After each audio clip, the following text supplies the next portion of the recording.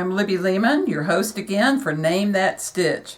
I love circles, and today I'm going around in circles. Do you know what stitch this is?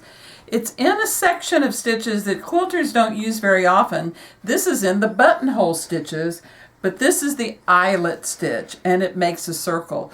My particular machine has two different styles of eyelets. Now, I really don't want to use these as eyelets. I don't make belts or anything that needs an eyelet very much, but I think it makes a wonderful little decorative stitch. And there are several ways to do that. Let me show you this. One of the things I like to do is repeat it twice. So I'll sew around it once, and the machine automatically stops when it gets to the end, and then I'm going to stitch it again. And this gives you just a really nice filled in stitch. I want you to come to the back of the machine because I want to show you some things about this eyelet stitch.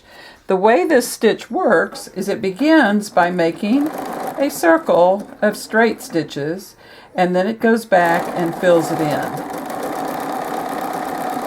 And theoretically, for an eyelet, of course, you would then punch a hole here. You can come back again and stitch it again if you really want to reinforce that. And I like that look sometimes.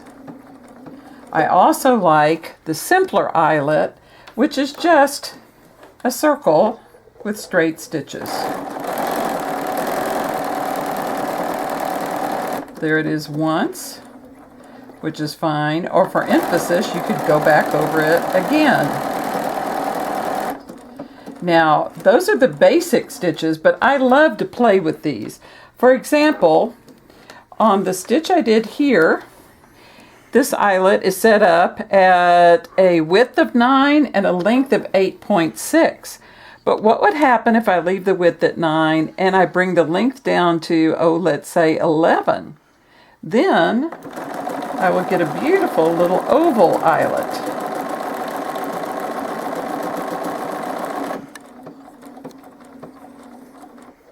I think this would be particularly effective for, say, a doll's eyes would work really well.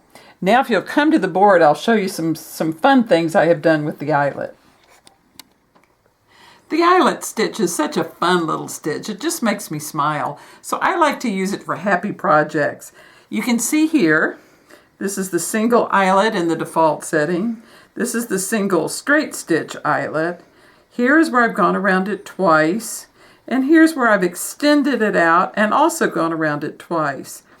I thought what fun it would be to do one of my decorative stitches and then use the eyelet stitch as flowers on the decorative design there. I can see this particularly on the border of a little girl's dress. Even more fun, I had some polka dot fabric, which was fine, but it's just kind of boring. It's just a purple fabric with white polka dots. So I decided to dress this up. And I did that with nothing more than the eyelet stitch. If you can see here, this is just the basic straight eyelet stitch in the purple.